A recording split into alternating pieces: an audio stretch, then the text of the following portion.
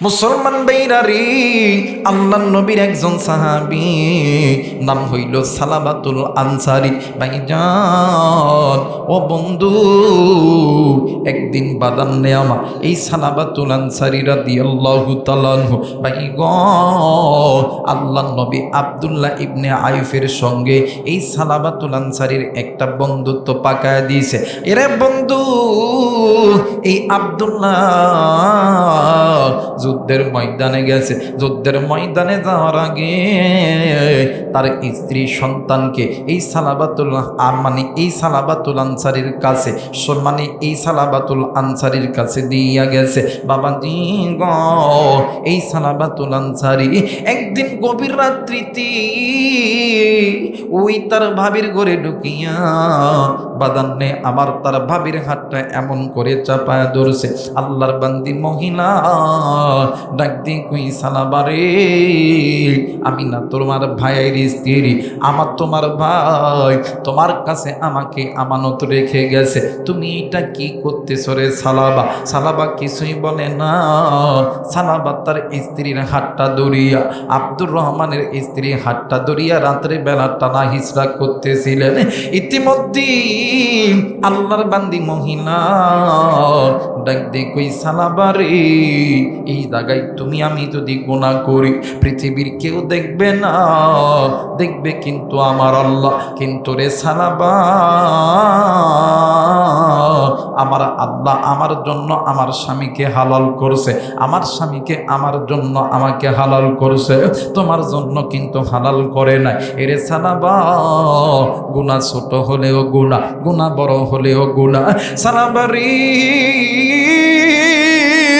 তুমি নবীর সাহাবী, তুমি গোপনে যদি এই কাজ করো এই পৃথিবীর জমিনে কেউ দেখবে না, দেখবে হইল আমার আল্লাহ। তুমি কিন্তু জাহান্নামী হয়ে যাবা, আমিও কিন্তু জাহান্নামী হয়ে যাব। বাইরে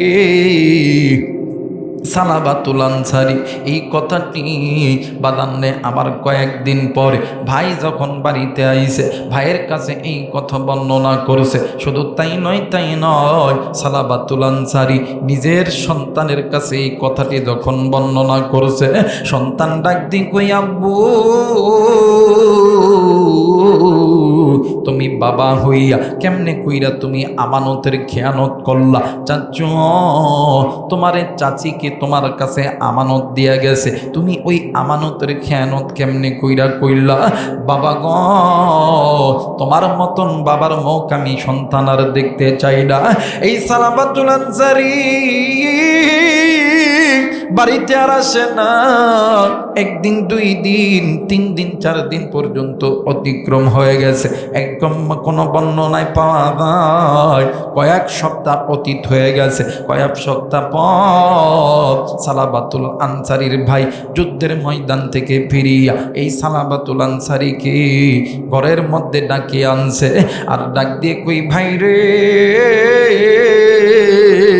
তুই যেই কাজটা করছ, তুই তো 1 নাম্বার আমানতের খেয়ানত করছ, 2 নাম্বার আমার স্ত্রীকে তোর কাছে আমানত রেখে গেছি, আমার আমানতটা তুই নষ্ট করার চিন্তা করছ, তুই অনেক বড় গুনাহ করছ। সালামা ডাক দিয়ে কই, ভাইরি, আমি অনেক বড় গুনাহ করেছি গো ভাইয়া। এই বন্ধুরে সালাবাতুল আনসারীর সন্তান আর আব্দুর রহমান মিলিয়া এই সালাবাকে লইয়া চলে গেছে হযরত আবু বকরের দরবারে। ভাইজান, আবু বকরের দরবারে যাওয়ার পরে আবু বকর সমস্ত ঘটনা খুলে বলার পরে আবু বকর ডাক দিয়ে কই, ভাই রে, জলদি করে তুই আমার দরবার থেকে বাইরে হয়ে যা। তুই এত বড় একটা গুনার কাজ করলি, তুই আমানতের খেয়ানত কেন করলি? তুই এই জন্য আমার দরবার থেকে তুই বাইরে হয়ে যা, আমার দরবারে তোর ঠাই নাই। ভাই রে, সালাবাতুল আনসারী ডাক দিয়ে কই, বেটি রে, তোমরা আমাকে অন্য কারো দরবারে নিয়ে দেও না। কারণ যে আবু বকর আল্লাহর নবীর পরে সবচেয়ে নরম দিলের মানুষের নাম হইল হযরত আবু বকর। এই আবু বকর দরবারে আমার ঠাই হলো না। এইবার যাই অমরের কাছে, অমরের কাছে যাইয়া ডাক দি কই, অমর রে, আমি এই রকম আমানতের খেয়ালত করছি। অমর ডাক দি কই, সালাবা, তুমি জলদি কইরাই আমার ঘরের থেকে বাহির হয়ে যাও। তুমি যদি বাইরে না হও, তুমি যে আমানতের খেয়ানত করছ, মুহূর্তের ভিতরে আমি অমরের তরবারিটা ক্রসমুক্ত হয়ে যাবে। তোমার কল্লা কিন্তু আর মাথায় থাকবে না, আর গর্দানে থাকবে না, তোমার কল্লা জমিনের মধ্যে পইড়া যাবে। ও বাবা, এই কথা বলার পরে আলীর দরবারে গেছে। আলী ডাক দিয়ে কই, সালাবা রে, তুই এটা কি এমন গুনাহের কাজ করলি যেই গুনাহের কারণে আমার এই দরবার থেকে তুই জলদি করে বাইরে হয়ে যা। ওসমানের দরবারে গেছে, ওসমানও ঘাড় ধরে বাহির করে দিয়েছে। মুসলমান বন্ধুরে, এইবারে সালাবারে লইয়া চইলা গেছে আপনার আমার নবী জনাবে মুহাম্মদুর রাসূলুল্লাহ সাল্লাল্লাহু আলাইহি ওয়াসাল্লামের দরবারে। আবার নবীকে সমস্ত ঘটনা যখন খুলে বলেছে, আমার নবী ডাক দি কই, সালাবারে, মানুষ কি পারে রে এই রকম আমানতের খেয়ানত করতে? এরে সালাবা, তুই জলদি কইরা আমার দরবার থেকে বাইরে হয়ে যা। আল্লাহর নবী যখন সালামার এই কথা কইছে, সালামা ডাক দি কই, আল্লাহ গো, আমি জানি আমি গুনাহ করছি। এই গুনাহটা বলটা বুঝতে পারিয়া আবু বকরের দরবারে গেছি। আবু বকর আমারে বাহির করে দিয়েছে। হযরত অমরের দরবারে গেছি, অমর আমারে বাহির করে দিছে। ওসমান আলী তারাও আমারে বাহির করে দিছে।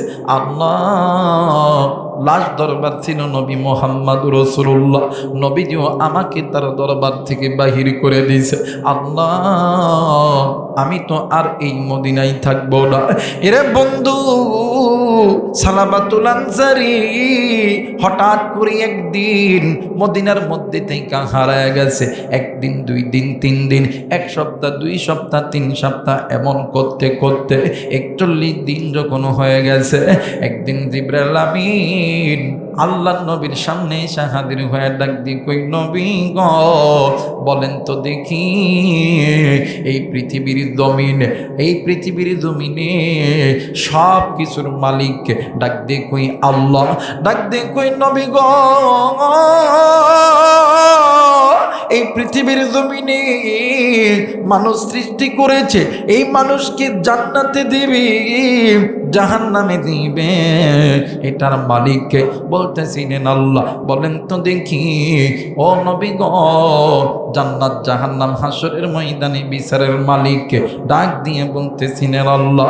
ডাক দিয়ে কই, নবী গো, ইয়া রাসূলুল্লাহ, ইয়া হাবিবাল্লাহ, নবীজি, কয়েকদিন আগে আপনার একজন ঘনিষ্ঠ সাহাবী সালাবাতুল আনসারী নিজে আমানতের খেয়ানত করেছে, নিজে গুনাহের ভিতরে ঢুকে গেছে, আপনার দরবারে আসছিল, আপনি তাকে ফেরত দিয়া দিছে। অমরের দরবারে গেছে, আলীর দরবারে গেছে, আবু বকর দরবারে গেছে, তারাও তাকে ফেরত দিয়া দিছে।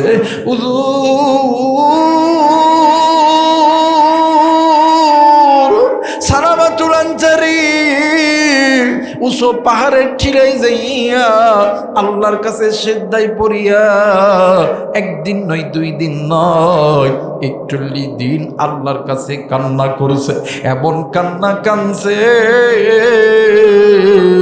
কান্নার চোখের পানি কানা শেষ হয়ে গেছে, চোখের মধ্যে দিয়া রক্ত পড়া শুরু হয়ে গেছে। ডাক দিয়ে কই, নবী গো, আপনি আপনার উম্মতদেরকে জানায়া দেন, আপনার উম্মত যেই গুনাহ করছে, আপনার উম্মতের গুনার বোঝার চাইতে আমার আল্লাহ রহমতের দরজা অনেক বড়। যদি কোনো উম্মত গুনাহ করার পর তার নিজের ভুলটা বুঝতে পারে, আল্লাহ বলেন ইয়া আইয়ুহাল্লাযীনা আমানু তুবু ইলাল্লাহি তাওবাতান নাসুহা। আমার আল্লাহ ওই বান্দা বান্দি আল্লাহর কাছে মাপ চাইবে, মাপ চাইতে দেরি হবে গো, আমার আল্লাহ মাপ করতে দেরি করবে না। একটু আওয়াজ করে বলেন সুবহানাল্লাহ। মুসলমান ভাইরা আমার বন্ধুগণ, এই জন্য বলতেছি, কেন মুসলমান তুমি গুনাহ করো, কেন মুসলমান তুমি কোরআন ছাড়বা না, কেন মুসলমান তুমি মসজিদ ছাড়ো, কেন মুসলমান তুমি নামাজ ছাড়ো, কেন নারী তুমি পর্দা ছাড়ো, কেন মুসলমান তুমি সুদ খাও ঘুষ খাও, কেন তুমি কোরআনের পক্ষে থাকবা না? ও বাদান, এই পৃথিবীর জমিনে সবচেয়ে বেশি হাদিস বর্ণনা করছে হযরতে আবু হুরায়রা রাদিয়াল্লাহু তাআলা আনহু, আর একজন হাদিস বর্ণনা করেছেন হযরতে আনাস রাদিয়াল্লাহু তাআলা আনহু, আর একজন হাদিস বর্ণনা করেছে উম্মুল মুমিনিন জগৎ জননী মা আয়েশা রাদিয়াল্লাহু তাআলা আনহা। মুসলমান বন্ধুরি আমার ভাইরা আমার বাবাজিরা রে, হযরত আনাস রাদিয়াল্লাহু তাআলা আনহু থেকে হাদিস বর্ণিত, আবু বকরের জামানার ভিতরে কুফাবাসীদের মধ্যে একটা যুবক আল্লাহর বান্দা দুনিয়া থেকে মারা গেছে। এলাকার মানুষ জানাজা করার জন্য লাশটা দ্রুত করিয়া রেডি কইরা রাখছে। ওই পথ দিয়ে হযরত আবু বকর যায়, পথযাত্রী কিছু মানুষ ডাক দিয়ে কই হুজুর, ওগো হুজুর, আপনি যখন এসেই পড়েছে আমাদের কোনো সমস্যা নাই হুজুর, আমাদের এই ভাইয়ের জানাজাটা আপনি নিজ হাতে করবেন গো হুজুর। আবু বকর ডাক দিয়ে কই বাবা গো, আমি জানাজা করব, কিন্তু জানাজা করার আগে আমি তোমাদের কাছে একটা প্রশ্ন করব, প্রশ্নের উত্তর আমাকে দিলে আমি জানাজা করব। ডাক দিয়ে কই হুজুর বলেন বলেন, কি প্রশ্ন করবেন জলদি করে বলেন। ডাক দিয়ে কই বাইরে এই ব্যক্তি মুসলমান কিনা একটু আমারে বলো না। একজন মুরব্বী ডাক দিয়ে কই আবু বকর, এই ব্যক্তি নিঃসন্দেহে মুসলমান। আবু বকর ডাক দিয়ে কই কেমন মুসলমান? মুরব্বী ডাক দিয়ে কই আবু বকর, আল্লাহ বলছেন ওয়া ইযা নুদিয়া লিস-সালাতি মিন ইয়াউমিল জুমআতি ফাসআউ ইলা যিকরিল্লাহি ওয়া দারুল বাই। এরে আবু বকর, প্রকৃত মুসলমান তো তারা যাদের কানে আল্লাহর আহ্বান শোনা মাত্রই ওই বান্দা বান্দি দুনিয়ার সমস্ত কাজ ছেড়ে দিয়া আল্লাহর ডাকে সাড়া দিবে। একটু আওয়াজ করে বলেন সুবহানাল্লাহ। প্রকৃত মুসলমান তারা যারা দুনিয়ার সমস্ত কাজ ছেড়ে দিয়া, ওদের কানে যখন আল্লাহর ডাক যখন চলে যাবে, এরা দুনিয়ার সমস্ত কাজ ত্যাগ করে আল্লাহর ডাকে সাড়া দিবে। জোরে কোন আল্লাহু আকবার। আর আমরা মুসলমান নামাজে যাওয়ার পরে চিন্তা করে, আল্লাহ দোকানের টাকা আছে, আল্লাহ ইনশাআল্লাহ ইনশাআল্লাহ, কথা কয় নাকি? এমন চিন্তা করি না বাজান, করি না? নামাজের দ্বারায় আল্লাহ আল্লাহ জমির ধান আল্লাহ ঝড় দিস না, আল্লাহ ঝড় দিস না, আল্লাহ ঝড় দিস না, কথা কয় নাকি? ঠিক আছে না বাজান? চাতালের ধান, এদিকে আসরের নামাজ, মেঘ লাগায় গেছে, সেই মেঘ নামাজের দ্বারা আল্লাহ আল্লাহ আল্লাহ, কথা কয় নাকি? এমন হয় না বাদান, হয় না? হ্যাঁ। আর আম করে দেশে কিছু মা বোন আছে, হাই হাই রে, দেখবেন এই মা বোনরা বাড়ির কাজকর্ম শেষ করিয়া বেশ করিয়া জহরের নামাজ পড়তে পড়তে বাজায় ফেলে তিনটা, কয়টা? কথা কয় না, কয়টা? তিনটা। এই নামাজ পড়তে পড়তে দেখবেন ধান আছে উঠানে, এই ধান জড়াইয়া গোসল টোসল দিয়ে নামাজ পড়তে গেছে। এই নামাজত যে নিয়ত করছে দেখতেছে কতগুলা বকরি কতগুলা মুরগি আইসা টক টক কইরা ওই ধানের ঠিকিত লাগছে। এখন এই মা জননী নামাজ পড়ে যায় হাস হাস হাস, কথা কয় নাকি? এই নামাজ কি কবুল হবে? কথা বলেন, কবুল হবে? হবে না। মুসলমান ভাইরা আমার বন্ধুগণ, ইবাদত যদি করতে হয় আল্লাহর হুকুম নবীর সুন্নত তরিকায় করতে হবে। এই জন্য আমার নবী বলেছেন, আখলিস দীনাকা ইয়াকফিকাল আমালুল কলিল। আমল যদি অল্প হয়, আমল যদি আল্লাহর হুকুম নবীর সুন্নত তরিকায় হয়, ওই আমল আমার আল্লাহর দরবারে কবুল হবে। একটু আওয়াজ করে বলেন সুবহানাল্লাহ। মুসলমান বন্ধুরে, আমার ভাইরা, আমার বাবাজিরা রে, নাম শুনছেন আল্লাহর নবীর একজন সাহাবী হযরতে আব্দুল্লাহ ইবনে মাসউদ রাদিয়াল্লাহু তাআলা আনহু। ও বাদান, আল্লাহর বান্দা একদিন ঘরের মধ্যে নামাজ আদায় করতেছে। বন্ধুরে, আল্লাহর বান্দার পিছনে বিশাল বড় একটা সাপ আল্লাহর বান্দার পিছনে দাঁড়ায় আছে। এলাকার মানুষ ওই সাপটাকে মারার পর ওই সাপটাকে বাদান দাফন করছে। ভাইজান, দেখবেন একটা ঘরের মধ্যে সাপ বাড়াইলে অনেক মানুষ আসে, ওই সাপটাকে মারার পরে অনেকেই বলে কি, হাই রে, এত বড় সাপ, কামড় দেওয়া মাত্রই মারা যাবে। হয়তোবা অনেকেই বলে, হাই হাই, এই সাপটা বড় ডেঞ্জারের সাপ, বড় বিষাদর সাপ। আবার অনেকেই বলে, এই মুখের কাছে বিষ কামড় দিলেই মরবে। এত হট্টগোল ঘরের মধ্যে হইল। বাদান্নে আবার নামাজ শেষ করার পরে ভাইজান আব্দুল্লাহ ইবনে মাসুদের স্ত্রী ডাক দিয়ে কই, স্বামী গো, আমাদের ঘরের মধ্যে এত লোক আসলো, এত কথা বলল, তুমি কি কিছু বুঝতে পারো না? ডাক দিয়ে কই, না না, কি হয়েছিল জলদি করে বলো না। ডাক দিয়ে কই, স্বামী, আমাদের ঘরে আপনি যেখানে নামাজে দাঁড়াইছেন, আপনার পায়ের দিকে বিশাল বড় একটা সাপ বাহির হয়েছিল। আমি চিৎকার দিয়া এলাকার মানুষগুলোকে ডাকছি। ডাকার পর এলাকার অনেক মানুষ আইসা ওই সাপটাকে মারল। ওই সাপটাকে নিয়ে কত রিচার্জ করা হইল, আপনি কি একটু কি বুঝতে পারেন নাই? ডাক দিয়ে কই, বিবি রে, আমি এমন আল্লাহর ইবাদত করি যে আল্লাহর ইবাদত করতে যাইয়া আমি পৃথিবীতে থাকি নাই, আমি আল্লাহর আরশে আজিমে চলে যাই। একটু আওয়াজ করে বলেন সুবহানাল্লাহ।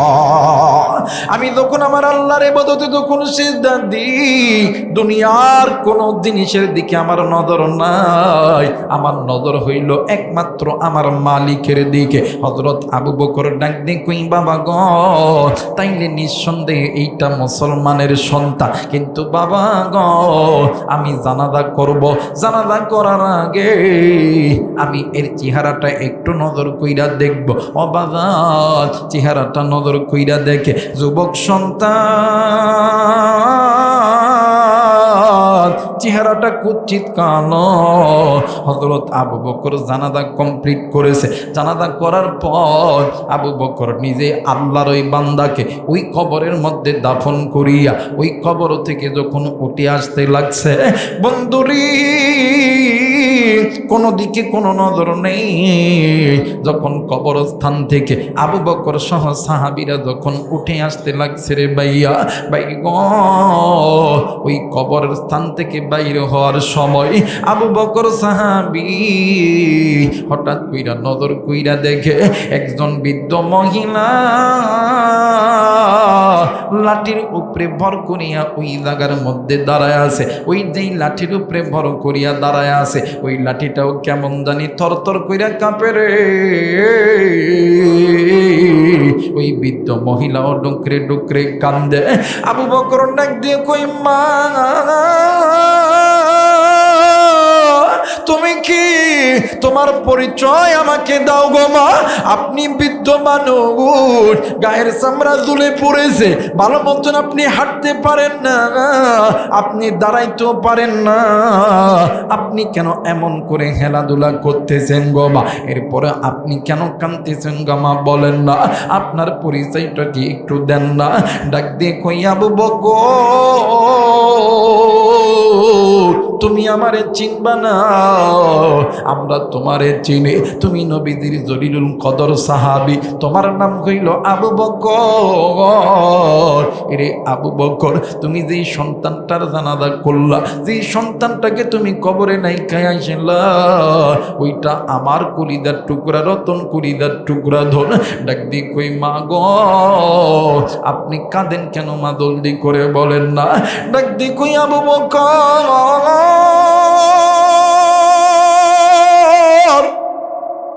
এই পৃথিবীর জমিনে মা বাবার সবচেয়ে ভারী বোঝা হইল এই দুনিয়া থেকে মা বাবার আগে সন্তান যদি মারা যায়, ওই মা বাবার কাছে ওই বোঝার চাইতে ভারী বোঝার কোনো বোঝা হইতে পারে না। ডাক দি কই আবু বকর, আমি বৃদ্ধ মানুষ, এই দুনিয়ার জমিনে আমার স্বামী নাই, আমার আর কোনো সন্তান নাই, একটাই মাত্র সন্তান। আমি চাইছি না এই সন্তানটা আমার কবরে জানাজা করবে, এই সন্তানটা আমার দাফনের কাফনটা কিনিয়া দিবে, এই সন্তানের হাতের মাটি আমায় মায়ের কবরে সবার আগে পড়বে। কিন্তু রে আবু বকর, আমার কপালটা কত খারাপ, আমার ধারণা, আমার চিন্তা ধারণা উল্টা হয়ে গেল, আমার এই সন্তানটা মারা গেল। হেরে আবু বকর, আমি তোমার কাছে একটা অনুরোধ করি, তুমি আমার একটা অনুরোধ রাখবানি। ডাক দিয়ে কই কি অনুরোধ রাখবো বলেন গো মা? ডাক দিয়ে কই আবু বকর, আমি আমার সন্তানকে ছোট থেকে চেষ্টা করেছি মানুষের মতন মানুষ করার জন্য। এরে আবু বকর, আমি আমার সন্তানটাকে ছোট থেকে দেখতেছি, কিন্তু রে আবু বকর, আমি মায়ের বড় আফসোস, আমার সন্তান মারা যাওয়ার পর আমি আমার সন্তানের মায়ের চেহারাটা একটা নজর দেখতে পারি নাই। হেরে আবু বকর, তোমরা আমার সন্তানের লাশটা নিয়ে আইতেছ, আমি মা তো ভালো মতন হাঁটতে পারি নাই, আমি মা তো ভালো মতন দৌড়াইতে পারি নাই, আমি মা আসতে আসতে জানাজা কমপ্লিট হয়ে গেছে, আমি মা আসতে আসতে আমার সন্তানকে তোমরা কবরের মধ্যে দাফন করছো। হেরে আবু বকর, আমি মায়ের বড় ইচ্ছা আমার সন্তানটাকে একটা নজর আমি মা দেখতে যাই। আবু বকর ডাক দিয়ে কই মা না গো মা না, এটা কোনোদিন সম্ভব হইতে পারে না গো মা, পারে না। ওই মহিলার ডাক দিয়ে কই আবু বকর রে, তুমি যদি আমার সন্তানকে একটা নজর আমি মায়ের চেহারা না দেখাইতে পারো, আমি মায়ের চোখে সন্তানের চেহারা যদি না দেখাইতে পারো, আমি মা মরেও কোনোদিন শান্তি পাবো না। হযরত আবু বকর রাদিয়াল্লাহু তাআলা আনহু এলাকার মানুষদের সঙ্গে পরামর্শ করিয়া কবর খনন করার সিদ্ধান্ত নিয়েছে। এইবার ওই মারে ডাক দিন কই মা,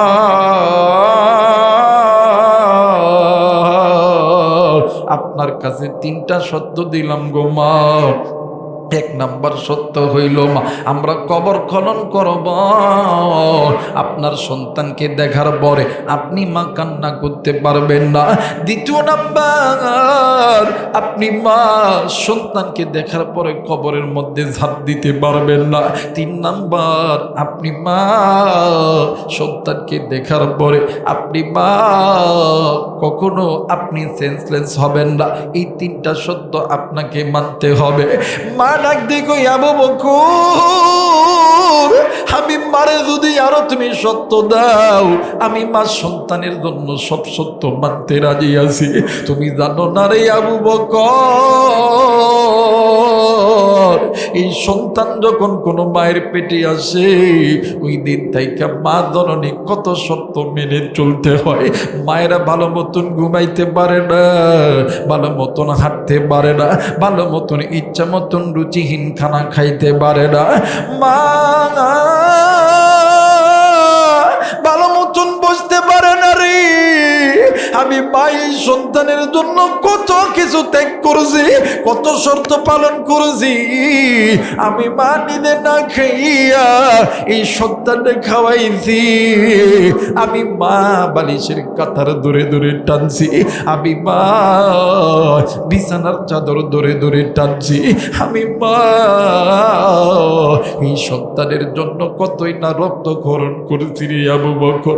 শুধু তাই নয় রে আবু বকর, এই পৃথিবীর জমিনে আমার স্বামী নাই, এই সন্তানকে মানুষের মতন মানুষ করার জন্য আমি মা মানুষের বাড়িতে বাড়িতে জির কাজ করছি। আমি মা মানুষের বাড়িতে বাড়িতে চাকরানির কাজ করছি। হেরে আবু বকর, মানুষ আমারে যতটুকু খানা দেয়, এই খানা আমি খাইনি, আমার সন্তানকে কি খাওয়াইব? আমি মা গভীর রাত্রিতে আমি মা নিজের পেটে পাথর বান্ধা দেখি। আমি মা আমার সন্তানকে না খাওয়াই রাখতে পারি না। আমি মা এই পৃথিবীর জমিনে সমস্ত মানুষ যে যার বাদে ঘুমিয়ে যায়, কিন্তু আমি মা সারা রাত না খাইয়া এই সন্তানের পিছনে দাঁড়ায় থাকি। এই জায়গায় অনেক মুরব্বী আছে, অনেক কলিজার টুকরা যুবক আছে। আমি জানি না রে এই ময়দানে কার জানি আদরের মা নাই, কার জানি বাবা নাই। আমি জানি না রে এই পৃথিবীর জমিনে কার জানি মা নেই, কার জানি আদরের বাবা নাই। এই দুনিয়ার জমিনে মাদার নাই রে, বাবার নাই রে।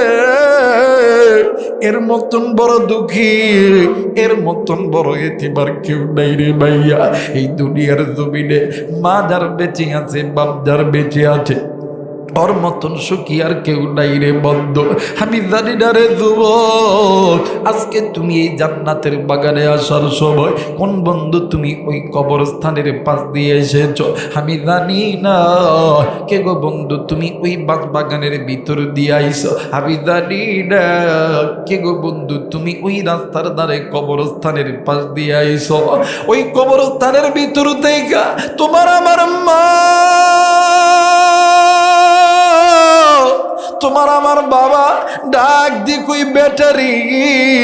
আমি মায়ের কবরে আগুন জ্বলে, আমি বাবার কবরে সাপের দংশন চলে। আমি মা ইজ্জ করতে পারি না। সন্ধ্যে বেটা শোন, আজকে কোন দুনিয়া আমি মার কথা তুই মনে বুলাইল। হেরা বেটা আজকে একটু আরামের ঘুমটা হারাম কর। আমি মায়ের জন্য আল্লাহর কাছে দোয়া কর। খবরে আইসা খবর পাইছি মুসাফির আলেমদের সঙ্গে হাত রেখা দোয়া করলে আল্লাহ কোনোদিন খালি হাতে ফেরত দিবে না। আজকে বেটা শোন, আমি ভাই আমি বাবা তোর জন্য কিনা করি নাই, হারামকে হারাম বলিয়া মানি নাই, সুদকে সুদ বলিয়া মানি নাই, ঘুষকে ঘুষ বলিয়া মানি নাই। আজকে আমি মায়ের কবরে জাহান্নামের আগুন জ্বলে, আমি বাবার কবরে জাহান্নামের আগুন জ্বলে। আমি মা আমি বাবা এই কবরের আযাব সহ্য করতে পারি না। আরে কুলিদার টুকরা বগুড়ার বাবা দিরারি, আরে কুলিদার টুকরা যুবক, আজকে কোন মায়ের জন্য তোর দিলটা নরম হয় না?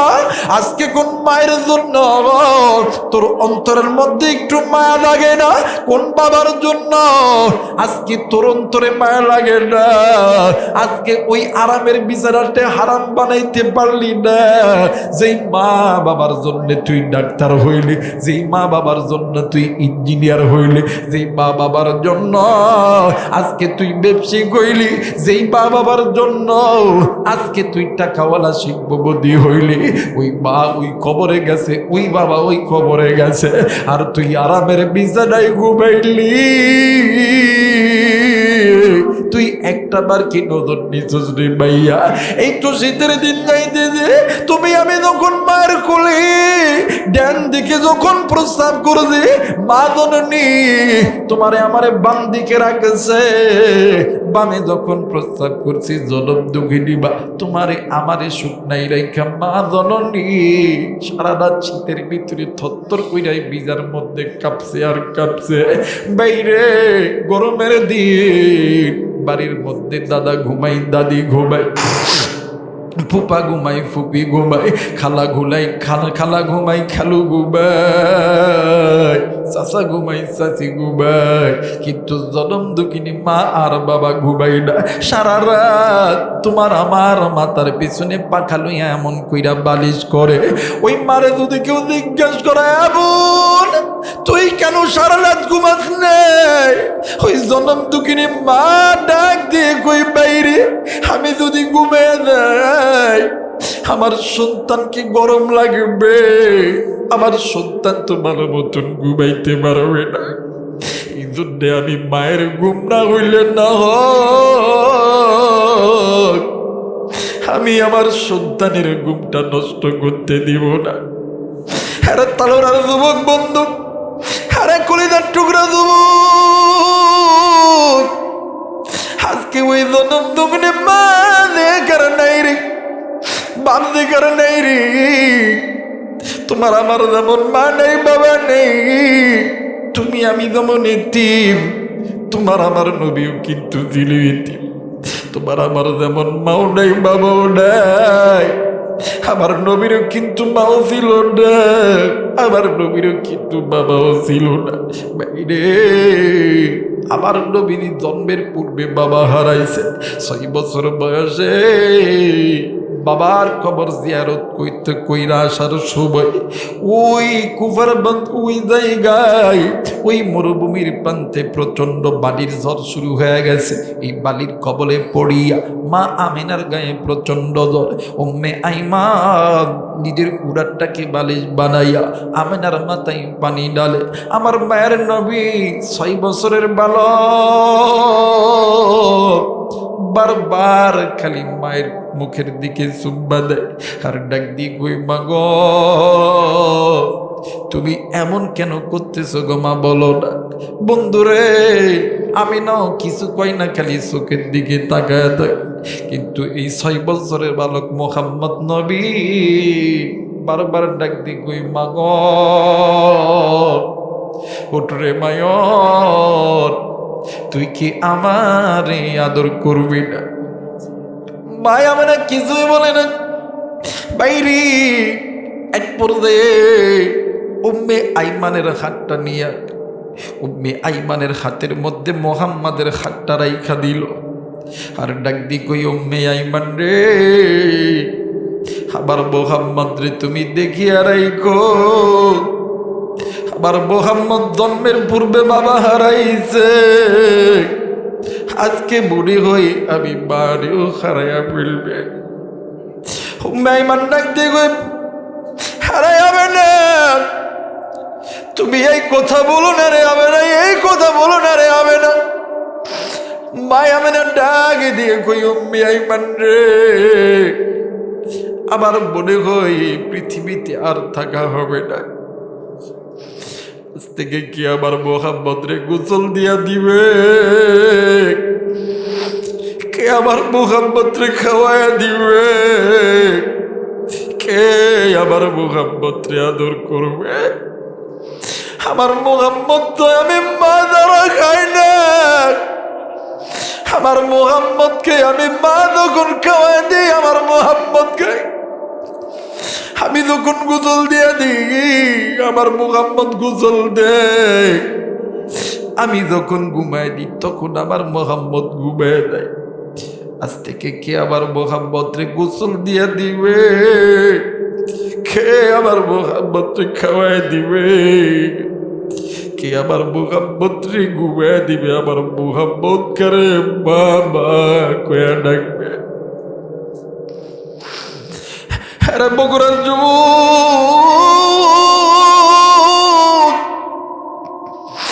দাঁত থাকতে দাঁতের মর্ম বোঝা, ওই দাঁত যেদিন পড়িয়া যাবে ওই দিন বুঝবি যুবক তুই কত বড় নিয়ামত হারাইছ। মা বাবা জিন্দা থাকতি ওই মা বাবার খেদমত কর। ওই মা বাবা যেই দিন চলিয়া যাবে ওই দিন বুঝবি তুই কত বড় নিয়ামত হারাইছ। বাইরে আজকে ওই জনম দুঃখিনী মা যে কারণে বাপ যে কারণে, কারণ মা জানি ওই কবরে বাবা জানি ওই কবরে। বাইরে আজকে তুমি আমি ওই মা বাবার জন্য বড় হয়েছি। আজকে তুমি আমি বাদান ডাক্তার হয়েছি, ইঞ্জিনিয়ার হয়েছি, কিন্তু ওই মা আর বাবা ওই কবরের মধ্যে আযাবে গ্রেফতার হয়ে গেছে। তুই আমি কেমন চলতেন রে? সপ্তাহে একটা দিন ওই মায়ের কবর জিয়ারত করতে পারলি না। আজকে কোন দুনিয়া তোরে মা থেকে দূরে সরাইল? আজকে কোন দুনিয়া তোরে বাবা থেকে দূরে সরাইল? ওই বার ডাক দিয়ে কই বেটা রে, আজকে কোন দুনিয়ার অর্থ সম্পদ আমি মায়ের কাছ থেকে তোরে দূরে সরাইল? বেটা সহ্য ওই আরামের বিছানায় থাকিস না, হারাম বানা। আমি মায়ের জন্য একটু দোয়া কর। এবারে আল্লাহ নবীর সাহাবী হযরতে আবু বকর ডাক দিয়ে কই মাগ, এবার আসো না তোমার সন্তানটাকে একটু দেখো না। বন্ধুরে কবর যখন খনন করছে সর্বপ্রথম ওই যুবকের চেহারার দিকে আবু বকর নিজে নজর দিছে। নজর দিয়া দেখে রে যে কবরের মধ্যে কালো একজন যুবকরে রাখা হয়েছিল, ওই যুবক আর কালো নাই, ওই যুবকের চেহারা আল্লাহর নূরে নূরান্বিত হয়ে গেছে। মুসলমান ভাইরা আমার, বন্ধুগণ, কেউ কোনো দিকে নজর নেবেন না, গভীরে মনোযোগ হয়ে কথাগুলো শোনা চাই।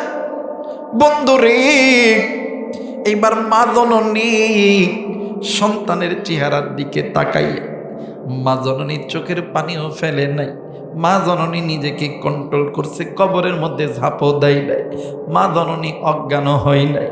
এবারে ওই কবরটা আবার যখন দাপন করা হয়েছে, মা জননী ডাক দিয়ে কই আবু বকর আলহামদুলিল্লাহ আলহামদুলিল্লাহ। ডাক দিয়ে কই মাগ আপনি কেন আলহামদুলিল্লাহ বললেন বলেন না? ডাক দিয়ে কই আবু বকর আমি মায়ের মন বলতেছে আমি আমার সন্তানরে মানুষের মতন মানুষ করছি।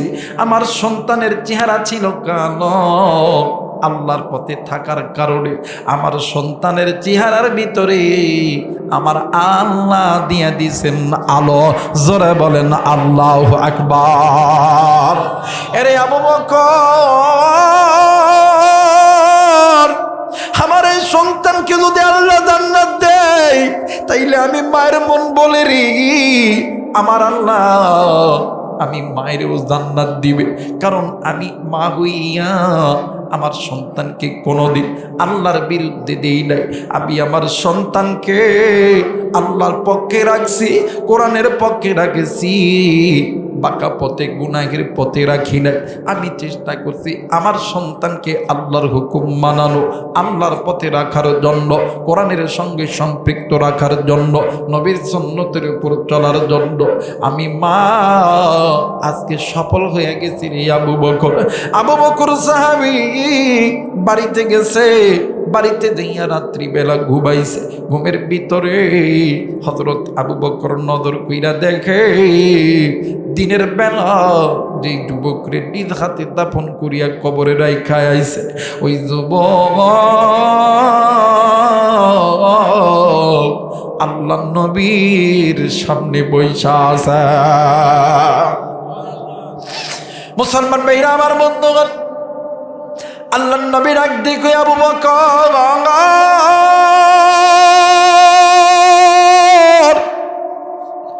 তুমি কি চিন্তা করতেছ?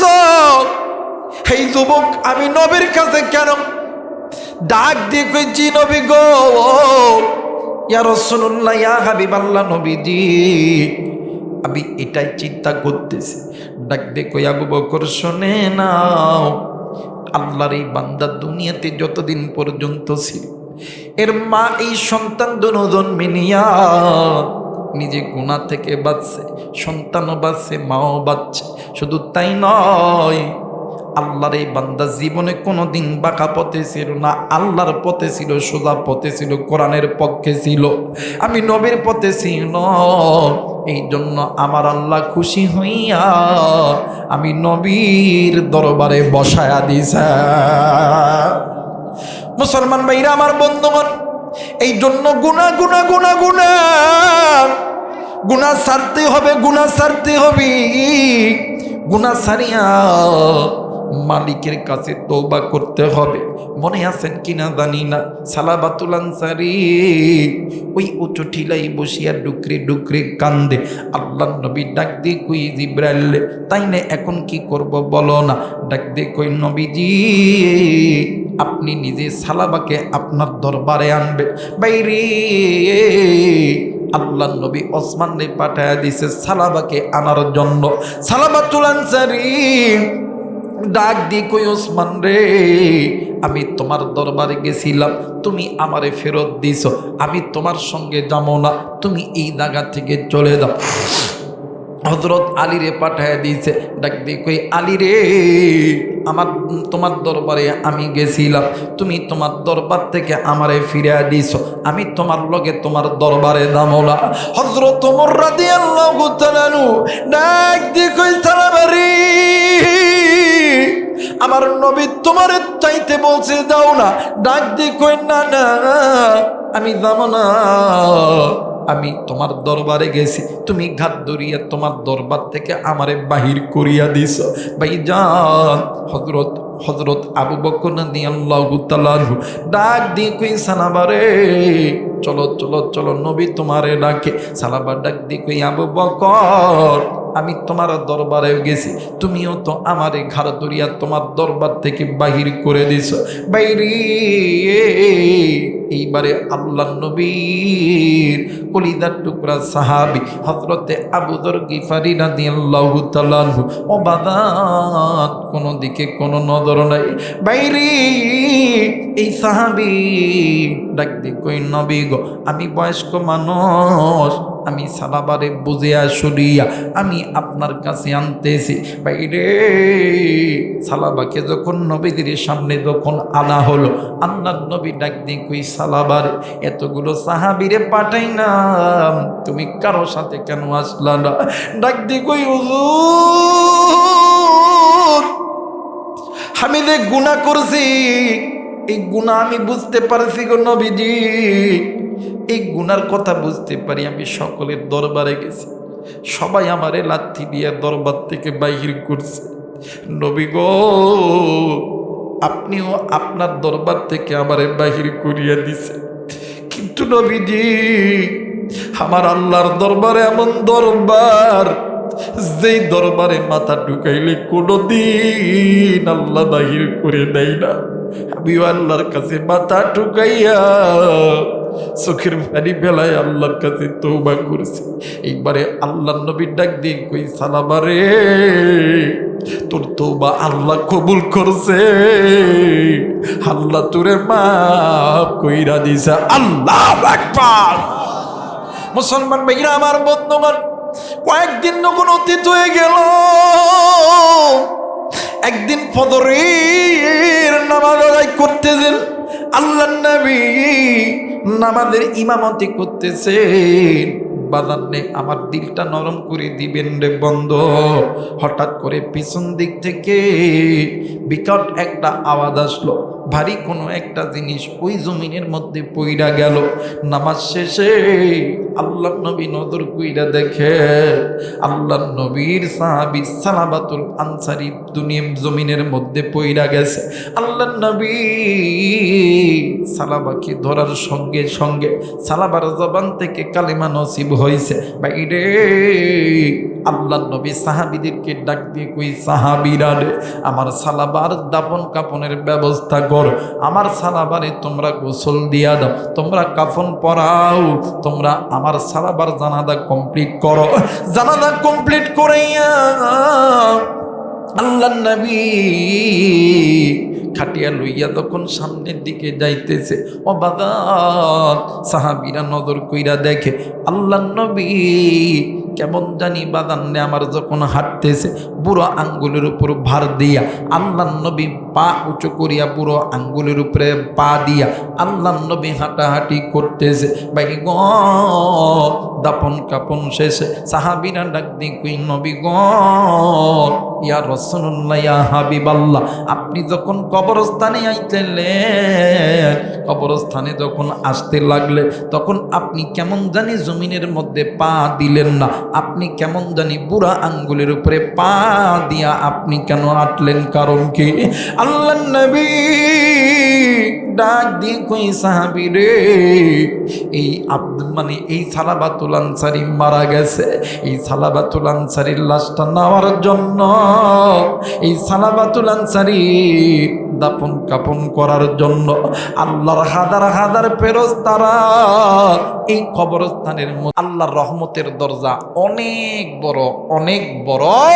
এই জন্য নিজে গুনাহ থেকে বাঁচবো, নিজের স্ত্রী সন্তানকে গুনাহ থেকে বাঁচাবো। এতদিন যে গুনাহ করছেন, নামাজ ছাড়ছেন, কোরআন পড়েন নাই, মসজিদে যান নাই, মা তুমি পর্দা করো নাই, সময় আছে। মৃত্যু নামক আজরাইল আসার আগে আল্লাহর কাছে তওবা করেন, মাফ চান। আল্লাহর কাছে মাফ চাইলে আল্লাহ খালি হাতে ফেরত দিবে। কথা বলেন, ফেরত দিবে। ডাকার মতো ডাকতে জানলে কেমনে সারা দিবে না, তোমার আমার আপন যিনি ঘুমাইয়াছেন মদিনা। ডাকার মতন ডাকতে জানলে কেমনে সারা দিবে না, তোমার আমার আপন যিনি ঘুমাইয়াছেন মদিনা। ওরে দেখলে নবী পাগল হবি, দেখলে নবী পাগল হবি, পারবি না পারবি না অমর থাকতে পারবি না, তোর আমার আপন যিনি ঘুমাইয়াছেন মদিনা, তোর আমার আপন যিনি ঘুমাইয়াছেন মদিনা।